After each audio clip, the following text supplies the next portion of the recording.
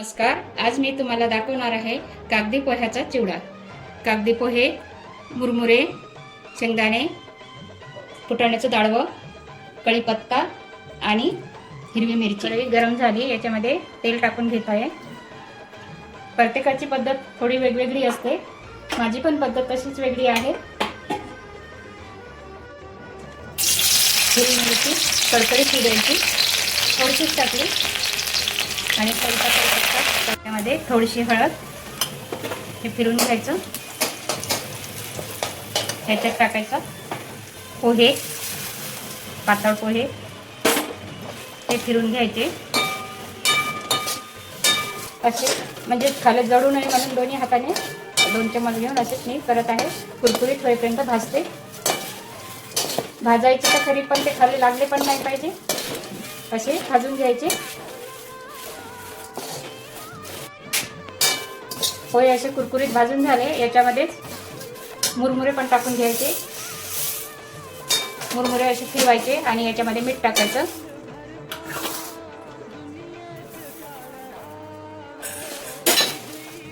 फिरून घ्यायचे. अशा प्रकारे हे भाजून झालेले आहेत. मी याच्यामध्ये टाकून घेते आणि दुसरे भाजायला घेते. पहिले शेंगदाणे भाजून घेत आहे. शेंगदाणे भाजून झालेले आहे, आता काढते.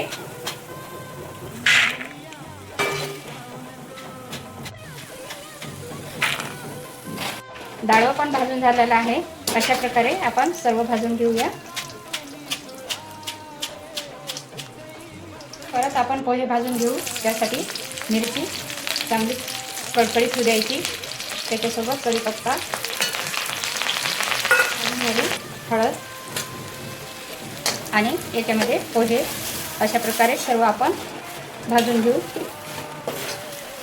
अशा प्रकारे हे सर्व आपण भाजून घेत आहे. सर्व भाजून झाल्यानंतर आपण शेंगदाणे आणि हे सर्व मिक्स करून घेऊ. असं पटपट भाजलं की जळत पण नाही आणि कुरकुरीत भाजून पण येते. कुरकुरीत भाजून झालेलं आहे आणि याच्यामध्ये आपण मुरमुरे टाकून घेऊ. अशा प्रकारे मग अशी, म्हणजे याच्या आधी पण भाजून घेतलेलं आहे, असंच सर्व आपण भाजून घेऊ. अशा प्रकारे आपला चिवडा बनवून झालेला आहे. याच्यामध्ये आता शेंगदाणे आणि डाळवं मिक्स करून घ्यायचं. हळूहळू हे मिक्स करून घ्यायचं. अशा प्रकारे आपला चिवडा तयार झालेला आहे. किती सोपी पद्धत आहे चिवडा करायची. अशा पद्धतीने तुम्ही पण करून बघा. तुम्हाला जर आवडला तर तुम्ही मला कमेंटमध्ये नक्की सांगा.